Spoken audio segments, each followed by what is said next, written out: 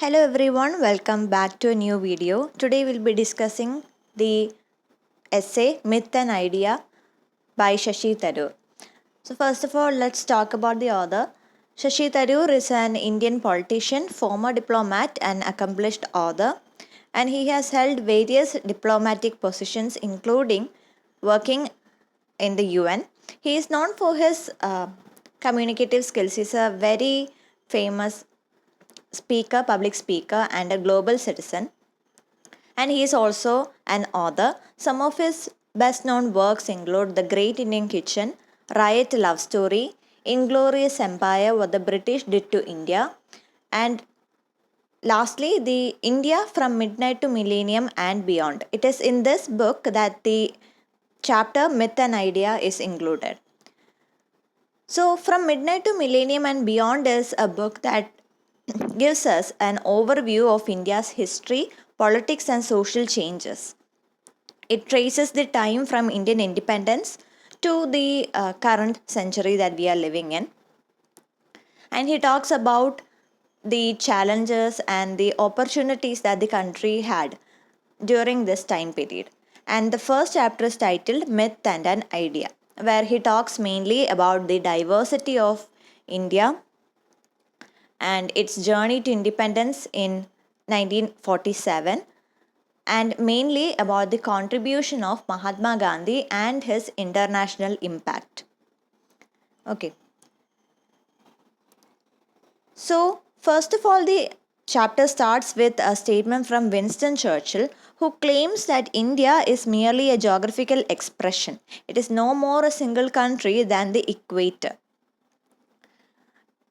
ഈ ഒരു സ്റ്റേറ്റ്മെൻറ്റ് വായിക്കുമ്പോൾ തന്നെ അദ്ദേഹം പറയുന്നത് ഇതൊരു സിംഗിൾ കൺട്രി ആണോ എന്നുള്ള രീതിയിലുള്ളൊരു സ്റ്റേറ്റ്മെൻ്റ് ആണ്. അത് എത്രമാത്രം തെറ്റാണെന്നുള്ളത് നമുക്കറിയാം.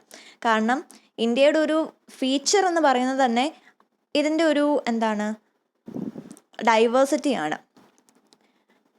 ഒരു ethnic groups, languages and topography, climate, religion, cultural practices, എല്ലാ രീതിയിലുള്ളൊരു പ്ലൂറാലിറ്റി അല്ലെങ്കിൽ ഒരു ഡൈവേഴ്സിറ്റി നമുക്ക് എല്ലാ ആസ്പെക്റ്റിലും ഇന്ത്യയിൽ കാണാൻ പറ്റും. അതുകൊണ്ട് തന്നെയാണ് അദ്ദേഹം പറയുന്നത് ഇന്ത്യ എന്ന് പറയുന്നത് ഒരു കോൺട്രഡിക്ഷൻ്റെ ഒരു രാജ്യമാണ് എന്നുള്ളത്. In the words of Jawaharlal Nehru, India is held by strong but invisible thread. About her there is an elusive quality of a legend of long ago. Some enchantment seems to have held her mind. She is a myth and an idea, a dream and a vision, and yet very real and present and pervasive. അപ്പോൾ ഈ ഒരു ഡൈവേഴ്സിറ്റിയെ കുറിച്ചാണ് അദ്ദേഹം ഈ ഒരു സെക്ഷനിൽ തന്നെ പറയുന്നത്. അതായത് നമുക്ക് 22 ഒഫീഷ്യൽ ലാംഗ്വേജസ് ഉണ്ട്, 22,000 ഡയലക്ട്സ് ഉണ്ട്, ഏറ്റവും കൂടുതൽ പോപ്പുലേഷൻ ഉള്ളത് നമ്മുടെ രാജ്യത്താണ്. അതേസമയം ഇതൊരു കോൺട്രഡിക്ഷൻ്റെ ലാൻഡാണെന്ന് ഞാൻ പറഞ്ഞു. കാരണം എന്താണ്, ഈ ഒരു രാജ്യത്ത് എടുക്കുമ്പോൾ തന്നെ ഏകദേശം 40% ഒരു ഇലിറ്ററേറ്റ് ആയിട്ടൊരു ആൾക്കാരാണ്. പക്ഷേ ഇതേ രാജ്യത്ത് നിന്നാണ് ഒരു പക്ഷേ ലോകം കണ്ട ഏറ്റവും മികച്ച സയൻറ്റിസ്റ്റുകളും എൻജിനീയേഴ്സും US പോലത്തുള്ള വിദേശ രാജ്യങ്ങളിൽ വർക്ക് ചെയ്യുന്നത്. അതേസമയം നമുക്കിവിടെ 5-4 ഇന്ത്യൻസും കൃഷി ഒരു വരുമാനമായി കാണുന്നവരാണ്. അപ്പോൾ ഒരേ സമയം ടെക്നോളജിയും അഗ്രികൾച്ചറും എക്സിസ്റ്റ് ചെയ്യുന്ന, അല്ലെങ്കിൽ അവിടെ ഒരു ആ ഒരു ഫീൽഡിൽ നിന്ന് ഇൻകം നേടുന്ന ആൾക്കാരാണ് ഇന്ത്യയിൽ ജീവിക്കുന്നത്. അതാണ് ഇതിൻ്റെ ഒരു പ്ലൂറാലിറ്റി അല്ലെങ്കിൽ ഒരു മൾട്ടിപ്ലിസിറ്റി എന്ന് നമുക്ക് പറയാൻ സാധിക്കുന്നത് തന്നെ.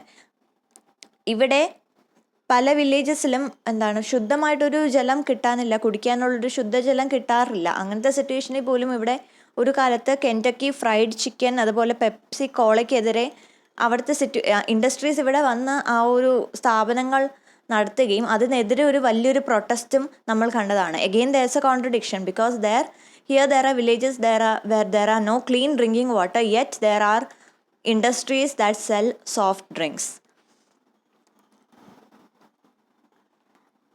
അങ്ങനത്തെ രീതിയിൽ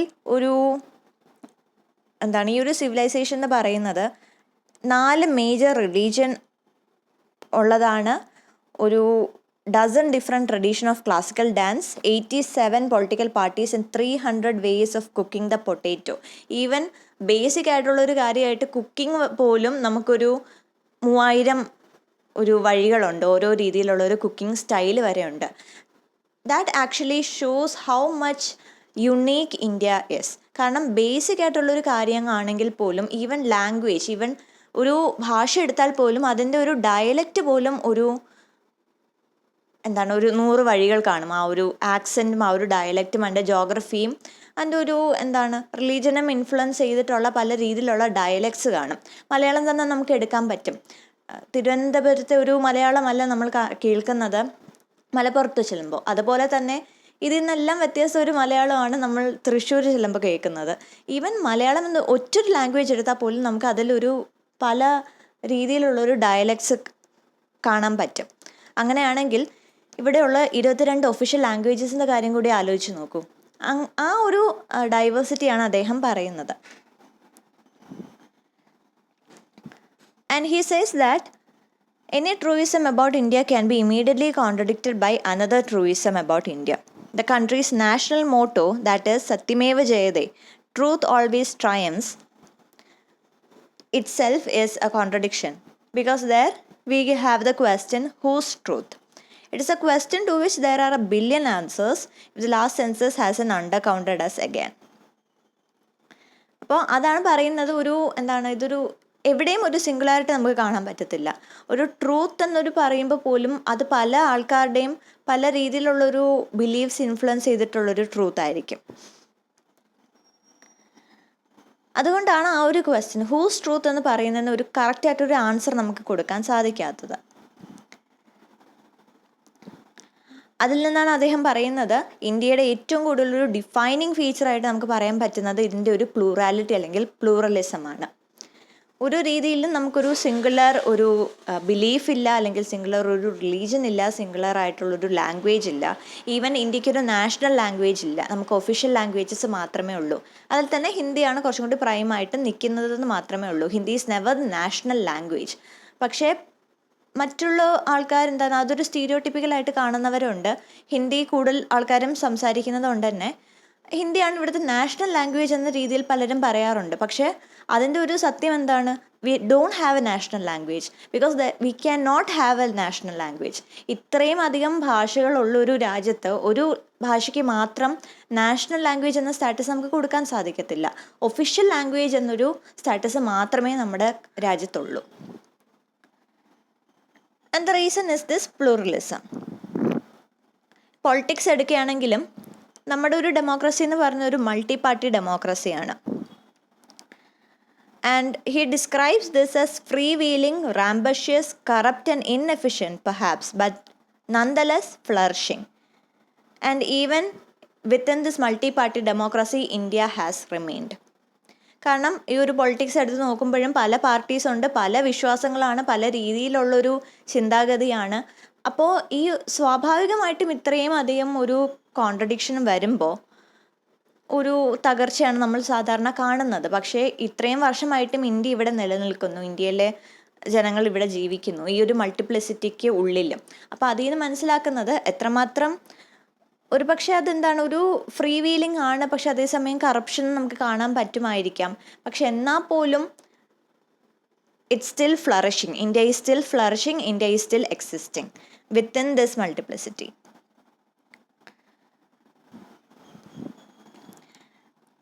And he says that we have, even when it comes to religion, we see this multiplicity. We have the Hindu, the Muslim, the Christian, secular, Stalinist, liberal, Maoist, democratic, socialist, Gandhian, etc.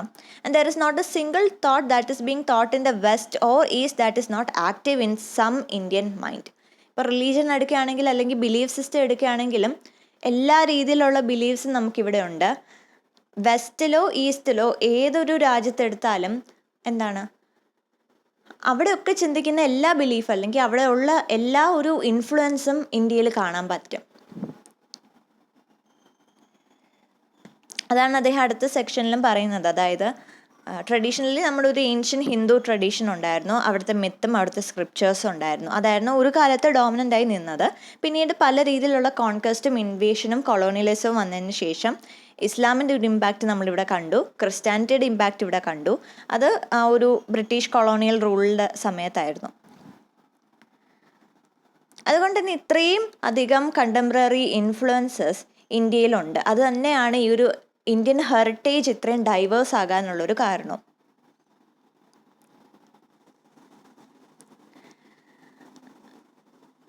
പക്ഷേ author പറയുന്നത് ഇന്ത്യയെക്കുറിച്ചുള്ള കാര്യങ്ങളൊന്നും തന്നെ ഇന്ത്യക്ക് സ്വന്തമായിട്ടുള്ളതല്ല. In fact India എന്നൊരു വാക്ക് പോലും ഇന്ത്യയിൽ നിന്നല്ല എടുത്തിട്ടുള്ളത്. പാർട്ടീഷന് മുമ്പായിട്ട് ഇവിടുത്തെ ഇൻഡസ് റിവർ, ആ ഒരു വാക്കിൽ ഇൻഡസ് റിവറിൽ നിന്നാണ് ഇന്ത്യ എന്നുള്ളൊരു വാക്ക് ഉരുത്തിരിഞ്ഞ് വന്നത്. പക്ഷെ ഇപ്പോഴത്തെ റിയാലിറ്റി എന്താണ്? പാർട്ടീഷന് ശേഷം ഇൻഡസ് റിവർ ഇപ്പോഴത്തെ പാകിസ്ഥാനിലാണുള്ളത്. അപ്പോൾ അതിൽ നിന്നാണ് ഓഥർ പറയുന്നത് ഇന്ത്യ എന്നൊരു വാക്ക് പോലും ഇപ്പം നമ്മുടെ ഒരു ക്രെഡിറ്റ് നമുക്ക് എടുക്കാൻ പറ്റത്തില്ല. കാരണം ആ ഒരു വാക്ക് എടുത്തിട്ടുള്ള അതിൻ്റെ സോഴ്സായിട്ടുള്ള ഇൻഡസ് റിവർ ഇന്ത്യയിലല്ല, അത് പാകിസ്ഥാനിലാണ് ഇപ്പോൾ പാർട്ടീഷന് ശേഷമായിട്ട്. So that is what he says. Nothing about India is from India itself. It's all been a influence, or it's all been a result from all the conquest, invasions, colonial rule, and various other trade and philosophers, etc., who came here and imposed their own influence, and ultimately it became part of our history and our heritage. കാരണം colonial rule എടുക്കുകയാണെങ്കിൽ, അല്ലെങ്കിൽ മുഗൾ റൂൾസൊക്കെ എടുക്കുകയാണെങ്കിലും അവർ വന്നു, അവരവരുടെ സ്വാധീനം ചെലുത്തി, അവർ പോയി. പക്ഷെ ഇപ്പോഴും അവരുടെ ആ ഒരു സ്വാധീനം ഇപ്പോഴും നമ്മുടെ ഇവിടെ രാജ്യത്ത് കാണാനുണ്ട്. അതുകൊണ്ടാണ് അദ്ദേഹം അത് പറയുന്നത്. ഇന്ത്യയിലെ ഒരു ആസ്പെക്റ്റും ഇന്ത്യയുടെ മാത്രമല്ല, അത് വേറെ പല രാജ്യങ്ങളിൽ നിന്നും, പല ഫിലോസഫേഴ്സിൽ നിന്നും, പല ട്രേഡേഴ്സിൽ നിന്നും വന്ന ഒരു കാര്യമാണ്. പക്ഷെ അവരെല്ലാം ഇപ്പോൾ ഇന്ത്യയിൽ എക്സിസ്റ്റ് ചെയ്യുന്നില്ലെങ്കിലും അവർ കൊണ്ടുവന്ന ആ ഒരു ഇൻഫ്ലുവൻസ് ഇന്ത്യയിൽ ഇപ്പോഴും ഉണ്ട്. And then he talks about our topography and how distinct our geography is. Let's read that passage. I think it's better. India extends 2009 miles from its mountainous northern borders with China in the state of Jammu and Kashmir to the southernmost tip of the mainland. We have the rocky beaches of Kanyakumari and the Andaman and Nicobar Islands.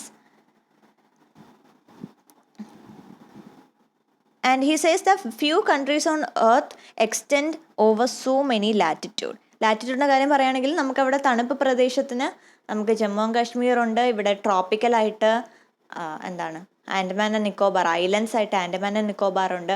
അത് എത്രമാത്രം contrasting ആണെന്ന് ആലോചിച്ച് നോക്കണം. എല്ലാ രീതിയിലുള്ളൊരു atmosphere, ഓരോ ടോപ്പോഗ്രഫിയും നമ്മുടെ ഇന്ത്യയിലുണ്ട്. ഇനി ലോഞ്ചിറ്റ്യൂഡായിട്ട് നോക്കാം. From west to east, India's western frontier with Pakistan in the marshes of Rann of Kutch, from the thickly wooded hills of the northeastern Assam, on the country's border with Myanmar, in between the country of Bangladesh is embraced as an enclave between Indian state of West Bengal and the northeastern state of Assam, Meghalaya, Mizoram, Tripura. ലോഞ്ചിറ്റ്യൂഡായിട്ട് എടുത്താൽ പോലും ഈ ഒരു contrasting nature നമുക്കിവിടെ കാണാൻ പറ്റും. Again ടോപ്പോഗ്രഫിയുടെ difference നമുക്ക് കാണാൻ പറ്റും. അതുകൊണ്ടാണ് നമ്മൾക്ക് പറയാൻ പറ്റുന്നത് നമ്മുടെ ഇന്ത്യയിൽ 4 ഡോമിനൻ്റ് ആയിട്ടുള്ള എക്കോളജിക്കൽ സിസ്റ്റം ഇവിടെ ഉണ്ട്. രാജസ്ഥാനിലെ ധാർ ഡെസേർട്ട് തൊട്ട് ഗംഗ റിവറിൽ അത്രയും ഒരു അലൂവിയൽ ആയിട്ടുള്ള പ്ലെയിൻസ് വരെ നമ്മുടെ ഇതിലുണ്ട്. അതേസമയം ഹിമാലയാസ് എടുത്ത് നോക്കുകയാണെങ്കിൽ ആ ഒരു തണുപ്പ് പ്രദേശമായിട്ട് ഹിമാലയാസ് ഉണ്ട്. ട്രോപ്പിക്കൽ ഏരിയ എടുക്കുകയാണെങ്കിൽ നമ്മുടെ കേരള, അതുപോലെ ഗോവ, അതൊക്കെ കുറച്ച് കോസ്റ്റൽ ഏരിയാസ് ആണ്. എല്ലാ രീതിയിലുള്ള ടോപ്പോഗ്രഫിയും എല്ലാ രീതിയിലുള്ള ക്ലൈമറ്റുള്ള ഒരു ലാൻഡ്സും നമ്മുടെ ഇന്ത്യയിൽ തന്നെ ഉണ്ട്. And the funny part is it all co exist.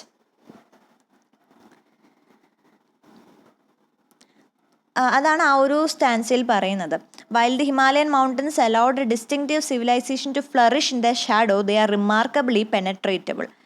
And that is how so many traders and invaders actually came to India in the first place. And if the phrase ethnic melting pot had been coined 2000 years ago, India would have a fair claim in that title. Here he talks mainly about the history of India. The indigenous people were probably the dark-skinned Dravidians, and then came the great wave of Aryan migration from the Central Asian steppes. The Aryans were pale-skinned and light-eyed nomads who searched for new homeland, branched into three waves, one stopping in Persia, the other one continuing to Europe as far as Germany, and the other one descending into India. And then over the centuries, India saw the mingling of Greek, Scythians, Parthians, Mongols, Hungs, Chinese, and then there came mercenaries from Central Asia, such as Iran, Turkey, and even Ethiopia. And as they intermarried with each other and with the local population, India's melting pot produced a people with a wide variety of skin color and even physiognomatic feature imaginable, as any look at any Indian cricket, hockey or soccer team will confirm. ഈ ഒരു melting പോട്ടിൻ്റെ കാരണം ഇത് തന്നെയാണ്. ട്രേഡേഴ്സായിട്ടും മെർസനറീസായിട്ടും invasion മാത്രമല്ല, അല്ലാതെ ഈ ഒരു ട്രേഡായിട്ടും കുറേ ആൾക്കാർ പല രീതിയിലുള്ള പല സ്ഥലങ്ങളിൽ നിന്നും ഇവിടെ വന്നു. ഇവിടെ സെറ്റിലായവരുണ്ട്, അല്ലെങ്കിൽ ഇവിടെ വിവാഹം കഴിച്ച് ഇവിടെ ജീവിച്ചവരുണ്ട്. അതുതന്നെയാണ് ഇവിടുത്തെ ഒരു അടുത്തൊരു പ്ലൂറാലിറ്റിക്ക് കാരണം. നമ്മളിപ്പോൾ ഏതൊരു ക്രിക്കറ്റ് ടീം, ഒരു ഹോക്കി ടീം, സോക്കർ ടീം ഏതെടുത്ത് നോക്കിയാൽ നമുക്ക് ആ ഒരു ഡൈവേഴ്സിറ്റി കാണാൻ പറ്റും. ഒരു റിലീജിയനിലെ ഡൈവേഴ്സിറ്റി മാത്രമല്ല, സ്കിൻ കളറിലെയും അതുപോലെ തന്നെ physical ഫീച്ചേഴ്സിലെയും. Because someone from Kerala looks extremely different from someone from Assam. Again, someone from maybe Gujarat or Rajasthan is completely different from these two, not only in terms of physical feature but also in terms of maybe eating habits or beliefs, etc. And then he says that immigrants, invaders and visitors, whether their intention were warlike or peaceful, usually made for the Gangetic Plain, the fertile stretch of land that gave birth to the Indo-Aryan civilization over 3,000 years ago. The people of Aryavarta, the Hindi-speaking national heartland, serve as the stock image of the stereotypical Indians. But there are dramatically visible differences among those who live within this cow belt, as urbanized Anglophone derisively call it, and further differences between it and the farmland of what remains Indus's tributaries in the northwest of India. Again, he talks about the diverse topography. Beyond Bangladesh, we see the hills and valleys of India's northeast, where physically people are shorter and have more mongoloid features, akin to the neighbors in the Southeast Asia. The seventh state of the Northeast, known as Seven Sisters, embrace a wide diversity of cultural strain, from the tribal tradition of Nagas to the Mizos to the mainstream Hinduism of Manipur, home of the major school of Indian classical dance. The people range from Bengali migrants in Tripura to Assam and the Christian hill folk of Nagaland, whose official state language is English, from anglicized tea planters to aborigines with bones through their nose. Tourist brochures usually call the Northeast picturesque, a kind of euphemism that accurately suggests both charm and underdevelopment. And then he mainly talks about the northeastern state and how they are extremely distinct from us in their physical features, mainly due to their Mongol heritage. And then when it comes to the Deccan Peninsula, we have darker shade, hot of food, more rapid speech and rounded script. There is the Dravidian pride and a rich overlay of Sanskritic high culture. And then there are the coastal Indians whose shores are famous for trade and cultural contact. In the west, we see contact across the Arabian Sea with Iraq, Yemen, East Africa going back 3,000 years. Jews persecuted in the Babylonian conquest of Judea in 6th century BC, and Zoroastrians feeling Islamic rule in Persia in the 8th century found refuge and established flourishing community. And that is exactly how India became multi cultural society. കാരണം ഇവിടെ മെയിനായിട്ടുള്ള Hindu, Islam, Christian religion മാത്രമല്ല. We have Buddhism, we have Zoroastrianism, we have Jainism, അങ്ങനത്തെ പല റിലീജിയൻസും.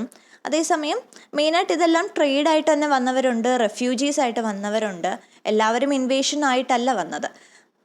പിന്നെ പല കാരണങ്ങൾ കൊണ്ട് ഇന്ത്യയിൽ വന്ന് സെറ്റിലായവരുണ്ട്. അവരുടെ ഒരു കൾച്ചറും ഈ ഒരു ഇന്ത്യയുടെ ഭാഗമായി വന്നപ്പോഴേക്കും നമ്മളിപ്പോൾ ഡിസ്കസ് ചെയ്ത പോലെ തന്നെ ഫിസിക്കൽ ഫീച്ചേഴ്സിൽ മാത്രമല്ല ആ ഒരു വ്യത്യാസം ഉള്ളത്. നമ്മളുടെ എല്ലാ രീതിയിലുള്ള ബിലീഫ് സിസ്റ്റത്തിലും ഈ ഒരു ഡൈവേഴ്സിറ്റി നമുക്ക് കാണാൻ പറ്റും. നോർത്ത് ഈസ്റ്റ് പോലത്തുള്ള സ്റ്റേറ്റ്സ് എടുക്കുമ്പോൾ നമുക്ക് കുറച്ചും കൂടി മംഗ്ലോയിഡ് ഫീച്ചേഴ്സ് ആയിട്ടുള്ള ആൾക്കാരെ ആയിരിക്കാം കാണുന്നത്. ഇങ്ങോട്ട് വരുമ്പോൾ, അതായത് സൗത്ത് ഇന്ത്യയിലേക്ക് വരുമ്പോൾ നമ്മൾ കൂടുതലും ഒരു സാൻസ്ക്രിറ്റ്, ഒരു ലാഡൻ കൾച്ചർ നമ്മൾ കാണാൻ പറ്റും. കാരണം സാൻസ്ക്രിറ്റ് പോലത്തുള്ള ഏൻഷ്യൻ ലാംഗ്വേജ് പ്രോമിനൻ്റ് ആയിരുന്നത് തമിഴ്നാടു, കേരള പോലത്തുള്ള സ്റ്റേറ്റ്സിലായിരുന്നു. അതേസമയം ഒരു നോർത്തിലേക്ക് പോകുന്ന സമയത്ത് കുറച്ചും കൂടി ഹിന്ദി സ്പീക്കിംഗ് ഒരു കമ്മ്യൂണിറ്റിയാണ് നമുക്ക് കൂടുതൽ കാണാൻ പറ്റുന്നത്. അതുമാത്രമല്ല, ഒരു ഉറുദു ഒരു ഇൻഫ്ലുവൻസ് നമുക്ക് കാണാൻ പറ്റും. കാരണം ഒരു മുഗൾ പോലത്തുള്ള ആ ഒരു ഇൻവേഷൻസ് വന്ന സമയത്തും കൂടുതലും അവർ സെറ്റിലായത് ആ ഒരു സ്ഥലത്താണ്. അതുകൊണ്ട് തന്നെ ഒരു ഉറുദു ഇൻഫ്ലുവൻസ് അവിടെ കാണാൻ പറ്റും അവരുടെ ലാംഗ്വേജിൽ. അങ്ങനെ ഒരു രീതിയിൽ, എല്ലാ രീതിയിലും ഒരു വളരെ വ്യത്യസ്തമായിട്ടുള്ളൊരു ബിലീഫ് സിസ്റ്റം, അതുപോലെ ലാംഗ്വേജിൽ മാത്രമല്ല നമ്മുടെ ഭക്ഷണ രീതിയിൽ വരെ നമുക്ക് ആ ഒരു രീതിയിൽ ഒരു വ്യത്യാസം കാണാൻ പറ്റും. അതിൻ്റെ ഒരു ഹിസ്റ്ററിയാണ് അദ്ദേഹം ഇവിടെ പറയുന്നത്. In the next paragraph, though the Aryans and later the northern rulers never penetrated so far into the South Indians cannot be easily stereotyped. Kerala hosts the oldest Jewish community in the world outside of the Middle East, and Christian community going back to the first decade after Christ. In the southeast, the travel was all in the other direction, with traders and colonists 1,000 years ago venturing to Sri Lanka and as far afield in the Indonesia, but receiving virtually no visitors themselves from across the sea. So he asked the question, what makes so many people one people? And the idea is that, or the answer is this pluralism that is divided, variegated, richly differentiated, but one. അപ്പോൾ നമ്മളെല്ലാം discuss ചെയ്തപ്പോൾ നമ്മൾ പറഞ്ഞു എത്രമാത്രം വ്യത്യസ്തരാണ് ഓരോ ആളും മറ്റൊരാളിൽ നിന്ന്. പക്ഷെ ഇവരെല്ലാവരും തന്നെ ഇന്ത്യൻ എന്നുള്ളൊരു ലേബിളിലാണ് വരുന്നത്.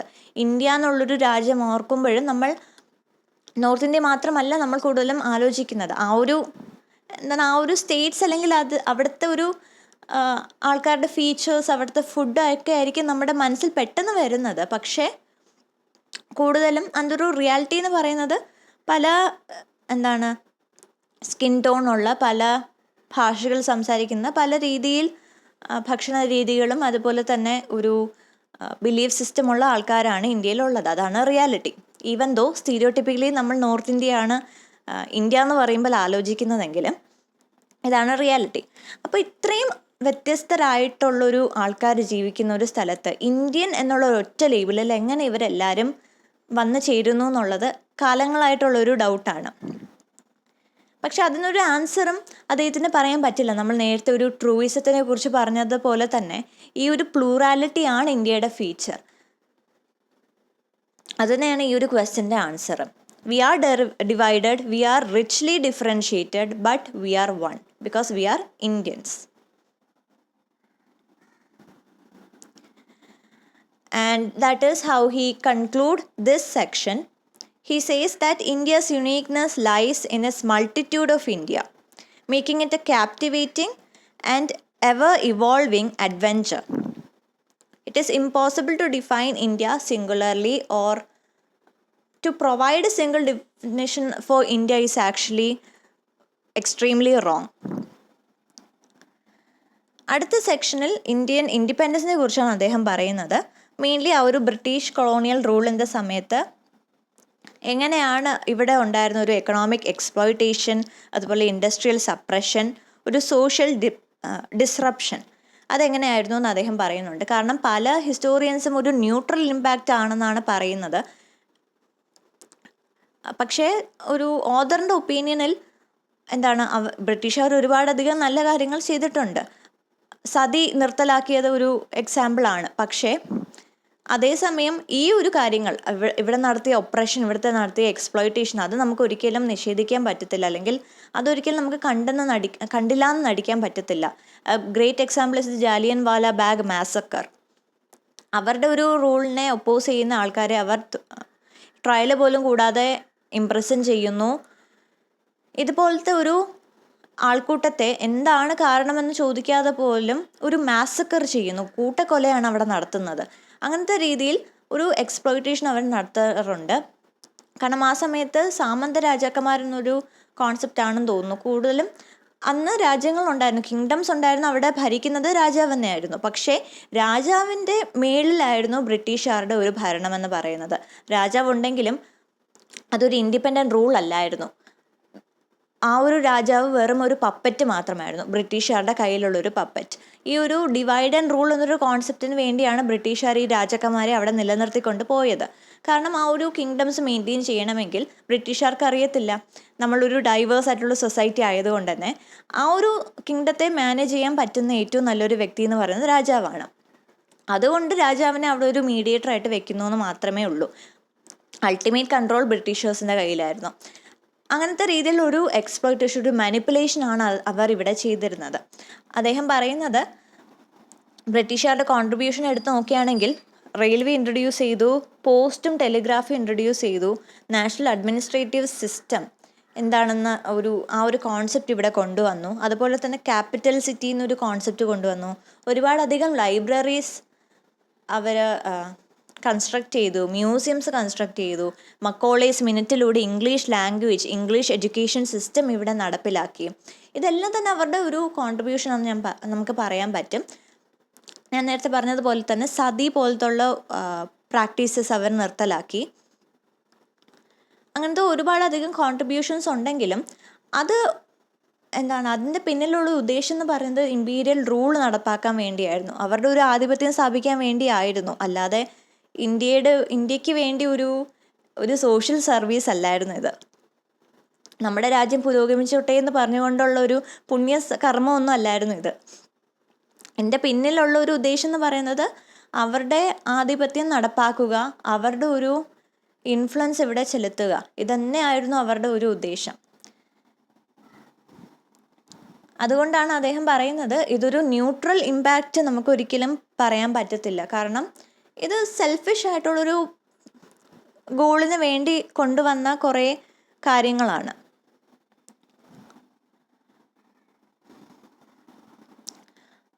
പക്ഷേ അദ്ദേഹം പറയുന്നത് ഈ ഒരു സമയത്താണ്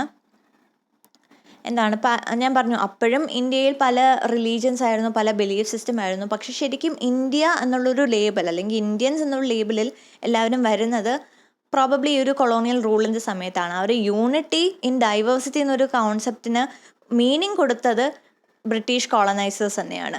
ഒരുപക്ഷെ അതായിരിക്കും അവരുടെ ഏറ്റവും വലിയൊരു കോൺട്രിബ്യൂഷൻ എന്ന് പറയുന്നത്. കാരണം 1857 മ്യൂട്ടിനിയാണ് അദ്ദേഹം എടുത്ത് പറയുന്നത്.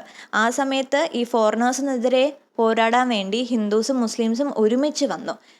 അവർ പല റിലീജിയനാണ്, പല സിസ്റ്റമാണ്. ഞാൻ പറഞ്ഞതുപോലെ തന്നെ ഭക്ഷണം കഴിക്കുന്ന രീതി പോലും, അല്ലെങ്കിൽ ആ ഒരു രീതിയിലുള്ള എല്ലാ ബേസിക് വിശ്വാസങ്ങൾ പോലും വളരെ വ്യത്യസ്തമാണ്. എന്നാൽ പോലും തങ്ങളുടെ രാജ്യത്തെ പ്രൊട്ടക്റ്റ് ചെയ്യുക, ആ ഒരു ഫോറിനേഴ്സിനെതിരെ പോരാടുക എന്നൊരു ഒറ്റ ഒരു ഗോളിൽ ഇവരെല്ലാവരും തന്നെ ഒരുമിച്ച് വന്നു. അതുണ്ട്. അതേസമയം ഇന്ത്യൻ ഇൻഡിപെൻഡൻസിൻ്റെ സമയത്ത് ഇതിൻ്റെ ഒരു കോൺട്രഡിക്ഷൻ നമ്മൾ കണ്ടു.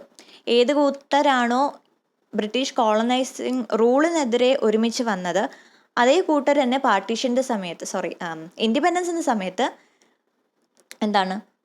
രണ്ട് രാജ്യങ്ങളായി പിരിയുന്നത് നമ്മൾ കണ്ടു. The partition of India which is considered as a very tragic moment. കാരണം ആ ഒരു പാർട്ടീഷൻ്റെ സമയത്ത് ഒരുപാടധികം ഡിസ്പ്ലേസ്മെൻറ്റും ഡിസ്ലൊക്കേഷനും വീണ്ടും ഒരു ബ്ലഡ് ഷെഡും വയലൻസും നമ്മൾ കണ്ടു. അതുകൊണ്ട് തന്നെയാണ് കോൺട്രഡിക്ഷൻ്റെ ഒരു നാടാണ് ഇന്ത്യ എന്ന് പറയാൻ കാരണം ഒരു സമയത്ത് നമ്മൾ യൂണിറ്റി കാണുന്നുണ്ട്, അതേസമയം നമ്മൾ ഡൈവേഴ്സിറ്റിയും കാണുന്നുണ്ട്. And in the words of Jawaharlal Nehru, he says that this is a moment of unprecedented triumph and tragedy for the Indian tradition. Why is it pride? Because we were able to free ourselves from the British colonial rule. But at the same time, it is a tragedy because it culminated in the partition of India into India and Pakistan.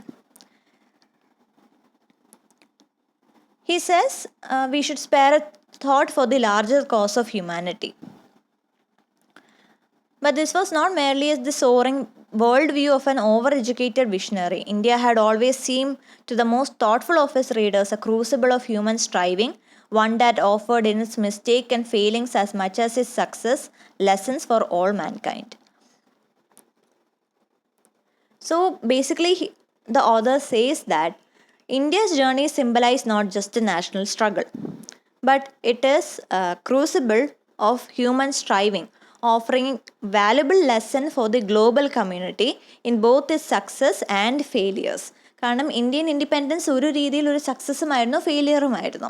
അതിൽ നിന്നെല്ലാം തന്നെ ഒരുപാടധികം lessons നമുക്ക് മാത്രമല്ല ലോകത്തിന് തന്നെ നമുക്ക് കാണാൻ പറ്റിയിട്ടുണ്ട്. കാരണം പിൽക്കാലത്ത് പിന്നീടുള്ള കോളനീസ്, ബ്രിട്ടീഷ് കോളനീസ് എല്ലാം അവരുടെ ഇൻഡിപെൻഡൻസ് നേടിയെടുക്കുന്നുണ്ട്. അതിനെല്ലാം ഒരുപക്ഷെ ഒരു ഇൻസ്പിറേഷൻ ആയത് അല്ലെങ്കിൽ ഒരു മോഡലായത് ഇന്ത്യൻ ഇൻഡിപെൻഡൻസ് ആണെന്ന് തന്നെ നമുക്ക് പറയാൻ പറ്റും. And the last section deals with the role or contribution of Mahatma Gandhi in the Indian independence and his impact internationally. അദ്ദേഹം പറയുന്നത് ഇന്ത്യൻ ഇൻഡിപെൻഡൻസിന് ശേഷമുള്ള കുറച്ച് വർഷങ്ങൾക്കുള്ളിൽ നമുക്ക് കാണാൻ പറ്റുന്ന ഏറ്റവും വലിയൊരു ആബ്സെൻസ് എന്ന് പറയുന്നത് ഫാദർ ഓഫ് ദി നേഷൻ്റെ ആബ്സെൻസ് തന്നെയാണ്. കാരണം ഇൻഡിപെൻഡൻസ് നേടിയെടുത്ത ഒരു വർഷത്തിനുള്ളിൽ തന്നെ മഹാത്മാഗാന്ധി കൊല്ലപ്പെടുകയാണ്. അതിൽ അദ്ദേഹം പറയുന്നത് ഗാന്ധിയുടെ ആ ഒരു ഐഡിയലിസം തന്നെയാണ്. അതിൽ അദ്ദേഹം ഗാന്ധിയെ ഡിസ്ക്രൈബ് ചെയ്യുന്നത് idealistic, quirky, quixotic and determined, a man who answer to the beat of no other drama but got everyone else to march to his tune. Someone rightly called him a cross between a saint and a politician. Like the best crossbreed, he managed to distill all the qualities of both, yet transcend their contradiction. അതായത് മഹാത്മാഗാന്ധിയുടെ ആ ഒരു contribution, അദ്ദേഹത്തിൻ്റെ ഒരു role, അദ്ദേഹത്തിൻ്റെ ആ ഒരു principles അത് ഇവിടെ പറയുന്നുണ്ട്. അതുപോലെ തന്നെ 1983 US academy of motion pictures arts and sciences sir Richard ആറ്റംബറോയുടെ ഗാന്ധി എന്നൊരു ഫിലിമിന് 8 ഓസ്കാർ കൊടുക്കുന്നുണ്ട്. ആ സമയം നമ്മളിവിടെ ഒരു പ്രൊട്ടസ്റ്റ് കണ്ടു. കാരണം എന്താണ്, സ്റ്റീഫൻ സ്പിൽബർഗിൻ്റെ E.T. എന്നൊരു ഒരു സിനിമ പോലും ആ ഒരു മത്സരത്തിൽ നിന്നുണ്ടായിരുന്നു. പക്ഷെ അതിനേക്കാളും കൂടുതൽ ഓസ്കാർ കിട്ടിയത് ഗാന്ധി ഫിലിം തന്നെ ആയതുകൊണ്ട് അവിടെ ഒരു ക്രിറ്റിസിസം അവിടെ വന്നു. അവർ പറയുന്നത് നിങ്ങൾ നല്ലൊരു സിനിമാറ്റിക് എക്സലൻസിനാണ് പ്രൈസ് കൊടുക്കേണ്ടത്, നൊബേൽ പീസ് പ്രൈസ് എന്നല്ല എന്നുള്ള രീതിയിൽ ഒരു ഗാന്ധി ഫിലിമിനെതിരെ കുറേ ക്രിറ്റിക്സ് വന്നിട്ടുണ്ടായിരുന്നു. പക്ഷേ ഇവിടുത്തെ ഹിപ്പോക്രസി എന്താണ്, മഹാത്മാഗാന്ധി ജീവിച്ചിരുന്ന സമയത്ത് അദ്ദേഹത്തിന് ഒരിക്കൽ പോലും നൊബേൽ പീസ് പ്രൈസ് കിട്ടിയിട്ടില്ല. His prize had been something less tangible. ആ ഒരു ഫിലിമിലൂടെ തന്നെ ഗാന്ധിയുടെ ഒരു ഇൻഫ്ലുവൻസ് അതാണ് ആ ഒരു ഡയറക്ടർ കാണിക്കാൻ ഉദ്ദേശിച്ചിരുന്നത്.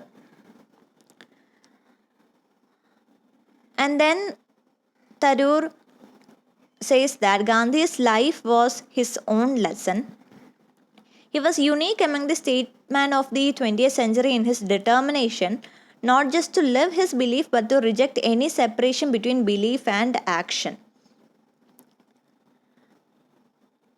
അദ്ദേഹത്തിൻ്റെ ഓട്ടോബയോഗ്രഫി ആയിട്ടുള്ള മൈ എക്സ്പെരിമെൻറ്റ് വിത്ത് ട്രൂത്ത് എന്നൊരു ബുക്കിൽ പറയുന്നത് പോലെ തന്നെ അദ്ദേഹം എന്താണോ വിശ്വസിച്ചിരുന്നത് അത് അദ്ദേഹത്തിൻ്റെ ലൈഫിൽ അപ്ലൈ ചെയ്തിരുന്നു. പല ആൾക്കാരും പ്രീച്ച് ചെയ്യുന്നതൊന്നും പക്ഷെ ആക്ട് ചെയ്യുന്നത് വേറെ രീതിയിലുമായിരിക്കും. നമ്മൾ പറയുന്നതായിരിക്കില്ല നമ്മുടെ ലൈഫിൽ കാണിക്കുന്നത്. അങ്ങനത്തെ രീതിയിലുള്ളൊരു ഹിപ്പോക്രിറ്റ്സും സൊസൈറ്റിയിലുണ്ട്. പക്ഷേ ഗാന്ധി ഒരിക്കലും അങ്ങനെ അല്ലായിരുന്നു. അദ്ദേഹം എന്താണോ പ്രീച്ച് ചെയ്തിരുന്നത് അത് തന്നെയായിരുന്നു അദ്ദേഹത്തിൻ്റെ ലൈഫിൽ നടപ്പാക്കിയിരുന്നത്. അദ്ദേഹത്തിൻ്റെ പ്രിൻസിപ്പിൾസ് അദ്ദേഹം വെറുതെ ഒരു പ്രൊപ്പഗേൻഡ ആയിട്ട് പറഞ്ഞിരുന്നതല്ല, അദ്ദേഹത്തിൻ്റെ ജീവിതത്തിൽ അപ്ലൈ ചെയ്ത് ആ ഒരു പ്രിൻസിപ്പിൾസിൽ ജീവിക്കുന്ന ഒരു വ്യക്തിയായിരുന്നു. അതുകൊണ്ട് തന്നെയാണ് അദ്ദേഹത്തിൻ്റെ വാക്കുകൾക്ക് ഇത്രയും ഒരു മീനിങ് ഉണ്ടായിരുന്നത്. കാരണം അദ്ദേഹം നോൺ വയലൻസ് പ്രീച്ച് ചെയ്തിരുന്ന സമയത്തും അദ്ദേഹം വെറുതെ അത് പറഞ്ഞിരുന്ന ഒരു കാര്യമല്ല, അദ്ദേഹത്തിൻ്റെ ലൈഫിൽ അത് നടപ്പാക്കി. നോൺ വയലൻസിലൂടെ തന്നെ ബ്രിട്ടീഷ് കൊളോണിയൽ റൂളിനെ എതിർത്തുകൊണ്ട് അദ്ദേഹം ഒരു ഇൻസ്പിറേഷനായി. അതെങ്ങനെയാണ് ഈ ഒരു പ്രിൻസിപ്പിൾ അപ്ലൈ ചെയ്യാൻ പറ്റുന്നത് എന്ന് അദ്ദേഹത്തിൻ്റെ ലൈഫിനെ തന്നെ ഒരു മോഡലാക്കി കാണിച്ചു കൊടുത്തു. അതുകൊണ്ടാണ് അദ്ദേഹത്തിൻ്റെ നോൺ വയലൻസ് അതുപോലത്തുള്ള സത്യാഗ്രഹം എന്നുള്ളൊരു പ്രിൻസിപ്പിൾ ഇത്രയും അധികം പോപ്പുലർ ആയത്. കാരണം ലോകത്ത് തന്നെ ഏറ്റവും സക്സസ്ഫുൾ ആയിട്ടുള്ളൊരു റെസിസ്റ്റൻസ് മൂവ്മെൻറ്റ്സ് ആയിരുന്നു ഈ ഒരു നോൺ കോപ്പറേഷൻ അല്ലെങ്കിൽ നോൺ വയലൻസ് മൂവ്മെൻറ്റ്. അതിൻ്റെ ഒരു പ്രത്യേകത എന്ന് പറയുന്നത് വയലൻസ് ഇല്ല എന്നൊരു കാര്യം തന്നെയാണ്. കാരണം ബ്രിട്ടീഷേഴ്സിൻ്റെ ഒരു പേടി സ്വപ്നം ഇത് തന്നെയായിരുന്നു. ഒരു വ്യക്തി വയലൻസ് കാണിക്കുകയാണെങ്കിൽ, തിരിച്ചിങ്ങോട്ട് ആക്രമിക്കുകയാണെങ്കിൽ അവർക്ക് വെടിവെച്ച് വരെ ഇടാം. അതിൻ്റെ ഒരു കാരണമായിട്ട് അവർക്കിത് പറയാം, ഈ ഒരു ഇന്ത്യൻ നമ്മളെ ആക്രമിക്കാൻ വന്നു എന്നുള്ളത്. പക്ഷെ ഒരു വ്യക്തി ഒരു രീതിയിലും വയലൻസ് കാണിക്കുന്നില്ല, ഒരു രീതിയിലും ആക്രമിക്കുന്നില്ല, പക്ഷേ ബ്രിട്ടീഷ് റൂളിനെ റെസിസ്റ്റൻ്റ് ചെയ്യുന്നു. അങ്ങനെ ഒരു വ്യക്തിയെ എന്ത് ചെയ്യും? അവർക്കൊരിക്കലും ആ ഒരു വ്യക്തിക്കെതിരെ വെടി വെക്കാൻ പറ്റത്തില്ല. കാരണം അതാവുമ്പോൾ ഇവർക്ക് തന്നെയായിരിക്കും കുറ്റം വരുന്നത്. ഒരു ഡിഫെൻസ്ലെസ് ആയിട്ടുള്ളൊരു മനുഷ്യനെ കൊന്നു എന്നുള്ളൊരു പേരിൽ ഒരു കളങ്കം ഇവർക്ക് വരും. ഇങ്ങോട്ട് അറ്റാക്ക് ചെയ്യാമായിരുന്നെങ്കിൽ അവർക്ക് ആ ഒരു റീസൺ വെച്ച് വേണമെങ്കിൽ വെടിയുതിർക്കാമായിരുന്നു. പക്ഷേ ഈ ഒരു ബ്രിട്ടീഷ് റൂളിനെതിരെ കോപ്പറേറ്റ് ചെയ്യുന്നില്ല, അങ്ങനത്തെ രീതിയിലൊരു റെസിസ്റ്റ് ചെയ്യുന്ന ഒരു വ്യക്തിയെ ഒന്നും ചെയ്യാൻ സാധിക്കില്ല. അതുകൊണ്ടായിരുന്നു ബ്രിട്ടീഷേഴ്സിൻ്റെ ഏറ്റവും പേടി സ്വപ്നമായി തന്നെ മഹാത്മാഗാന്ധി മാറിയത്.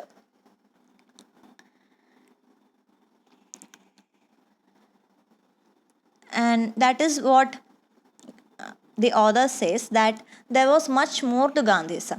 Physical self-denial, discipline, spiritual faith, a belief in humanity and the human capacity for selfless love, the self-reliance symbolized by the spinning wheel, religious ecumenism, idealistic internationalism, and a passionate commitment to human equality and social justice.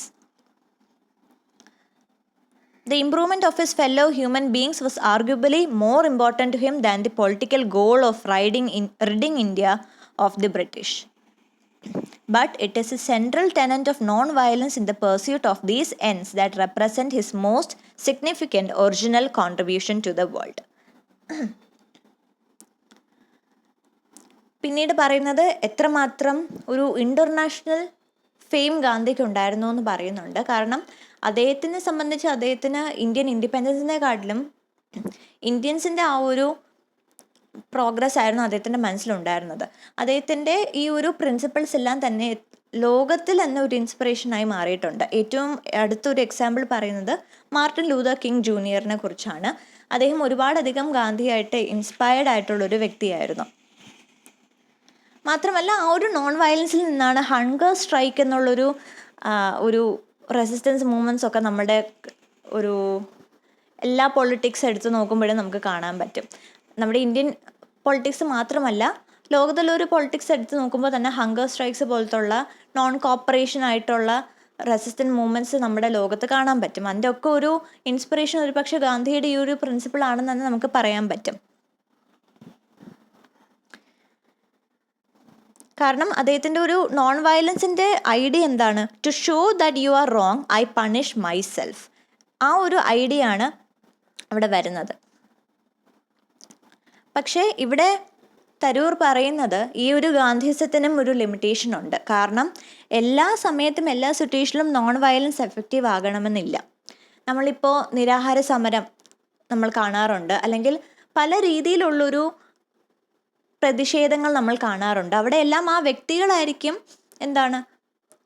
ആ ഒരു resistance ഒരിക്കലും അവർ ആക്രമിക്കുന്നില്ല, ആക്രമണം നടത്തുന്നില്ല, അല്ലെങ്കിൽ മറ്റുള്ള ആൾക്കാർക്കൊരു ബുദ്ധിമുട്ടുണ്ടാക്കുന്നില്ല. പക്ഷെ അവരെ തന്നെ പണിഷ് ചെയ്തുകൊണ്ട്, അല്ലെങ്കിൽ അവരെ തന്നെ ഒരു രീതിയിൽ മീഡിയമാക്കിക്കൊണ്ട് അവർ പ്രതിഷേധിക്കുകയാണ്. ഏറ്റവും എടുത്തു പറയാൻ പറ്റുന്നൊരു എക്സാമ്പിളാണ് നിരാഹാര സമരം എന്ന് പറയുന്നത്. കാരണം നിരാഹാര സമരത്തിലൂടെ മറ്റുള്ളവർക്ക് ഒരു ബുദ്ധിമുട്ടുണ്ടാകുന്നില്ല, പക്ഷേ ആ ഒരു വ്യക്തിക്കാണ് അതിൻ്റെ ഒരു ബുദ്ധിമുട്ടുണ്ടാകുന്നതും. അയാൾ ആ ഒരു സമരം ചെയ്യുന്നതിലൂടെ എന്താണ് ഉദ്ദേശിക്കുന്നത്? നിങ്ങളുടെ സിസ്റ്റത്തിനോട് ഞാൻ എതിർക്കുകയാണ്, ഇതാണ് എൻ്റെ എതിർപ്പ് എന്നുള്ളൊരു കാണിക്കുകയാണ്, പ്രതിഷേധം കാണിക്കുകയാണ്. പക്ഷേ എല്ലാ സിറ്റുവേഷനിലും ഇങ്ങനത്തെ നോൺ വയലൻസ് എഫക്റ്റീവ് ആകണമെന്നില്ല. പല സിറ്റുവേഷനിലും ഒരുപക്ഷെ ഒരു റോഡ് മാർച്ച് അല്ലെങ്കിൽ ഒരു കുറച്ചും കൂടി അഗ്രസീവായിട്ടുള്ള ഒരു റോഡ് ബ്ലോക്ക് പോലത്തുള്ള ഹർത്താലുകൾ പോലത്തുള്ള, അല്ലെങ്കിൽ എക്സ്ട്രീം കേസസ് വേറെയുമുണ്ട്, അങ്ങനത്തെ കുറച്ച് അഗ്രസീവായിട്ടുള്ള കാര്യങ്ങൾ വേണ്ടി വരും ആ ഒരു പ്രതിഷേധം ശരിക്കും രേഖപ്പെടുത്താൻ, അല്ലെങ്കിൽ ആ ഒരു അതോറിറ്റീസിൻ്റെ അറ്റൻഷൻ ആ ഒരു പ്രതിഷേധത്തിലേക്ക് കൊണ്ടുവരാനും കുറച്ചും കൂടി ഒരു അഗ്രസീവായിട്ടുള്ളൊരു മെത്തേഡ്സ് ചിലപ്പോൾ വേണ്ടി വരും. കുറച്ചും കൂടി ചില സിറ്റുവേഷനുകളിൽ അങ്ങനത്തെ രീതിയിൽ പ്രൊട്ടസ്റ്റ് ചെയ്യുമ്പോഴായിരിക്കും അതിൻ്റേതായ ഒരു പ്രിവിലേജും അല്ലെങ്കിൽ അതിൻ്റേതായ ഒരു അറ്റൻഷൻ കിട്ടുകയും പിന്നീട് ആ ഒരു ഇഷ്യൂവിന് അതിൻ്റേതായ ഒരു ജസ്റ്റിസ് കിട്ടുകയും ചെയ്യുന്നത്. അതുകൊണ്ട് തന്നെ I'm not condoning violence in any way. I'm just saying that there are limitation to Gandhism because there are instances where non-violence may not be that much effective. And in the conclusion, he says that India has faced a lot of challenges, including disunity and discrimination. But all that talks about Gandhi's ideals in the years that followed the independence. അതായത് ഈ ഒരു ഇന്ത്യയുടെ ഒരു multiplicity എന്താ നമ്മൾ തുടക്കത്തിൽ പറഞ്ഞു. ഒരുപാടധികം മൾട്ടി പാർട്ടി ഡെമോക്രസിയാണ്. അപ്പോൾ സ്വാഭാവികമായിട്ടും ഒരുപാടധികം പ്രതിഷേധങ്ങളും ഒരുപാടധികം സമരങ്ങളും നമ്മൾ കണ്ടിട്ടുണ്ട്, ഇപ്പോഴും കാണുന്നുണ്ട്. അപ്പോൾ ഈ ഒരു ഡിസ്യൂണിറ്റി, ഒരു ഡിസ്ക്രിമിനേഷൻ ഒരിക്കലും നമുക്ക് മാറ്റി നിർത്താൻ പറ്റത്തില്ല. പക്ഷേ ഇതിൻ്റെ എല്ലാം ഇടയിലും നമ്മൾ ഗാന്ധിസ് പ്രിൻസിപ്പിൾസ് നമ്മൾ ഫോളോ ചെയ്യാറുണ്ട്, ഗാന്ധിയെക്കുറിച്ച് പഠിക്കാറുണ്ട്, അദ്ദേഹത്തിൻ്റെ പുസ്തകങ്ങൾ വായിക്കാറുണ്ട്, അദ്ദേഹത്തിൻ്റെ പ്രിൻസിപ്പിൾസ്, നിരാഹാര സമരം പോലെ തന്നെ മറ്റ് പല രീതിയിലുള്ള പ്രൊട്ടസ്റ്റുകളും നമ്മൾ അഡോപ്റ്റ് ചെയ്യാറുണ്ട്. അപ്പോൾ അതിൽ മനസ്സിലാക്കുന്നത് ഗാന്ധിയുടെ ഇൻഫ്ലുവൻസ് ഇപ്പോഴും നിലനിൽക്കുന്നു. അദ്ദേഹത്തിൻ്റെ ആ ഒരു വാക്കുകളും അദ്ദേഹത്തിൻ്റെ പ്രിൻസിപ്പിൾസിനും ഇപ്പോഴും അതേ ഒരു രീതിയിൽ ഒരു ഇൻഫ്ലുവൻസ് ഇപ്പോഴും ഉണ്ട്. ആ ഒരു രീതിയിലൊരു കൺക്ലൂഷനാണ് അദ്ദേഹം പറയുന്നത്. The India of the first 50 years after independence was therefore a post-Gandhian India. It paid lip service to much of its Gandhian patrimony, but striking out in direction of which Gandhi could not have approved. But its central challenge remained the ones Gandhi identified, those of overcoming disunity and discrimination, of ensuring the health and well-being of downtrodden, of developing the capacity to meet nation's basic need, of promoting among Indians the integrity and commitment he labeled truth. These changes, modified by the way in which India has attempted to rise to them in the last 50 years, remain. They will continue to set the defining agenda of the next 50 years. So this is actually the influence of Gandhi and Gandhism in India that will probably remain, at least as the author says, for the next 50 years. That is how this chapter ends, and this is the brief summary and analysis of myth and idea. I hope this was understandable, and if yes, do like the video, and thank you for patiently listening to this for around 40 minutes. So I'm concluding. Thank you.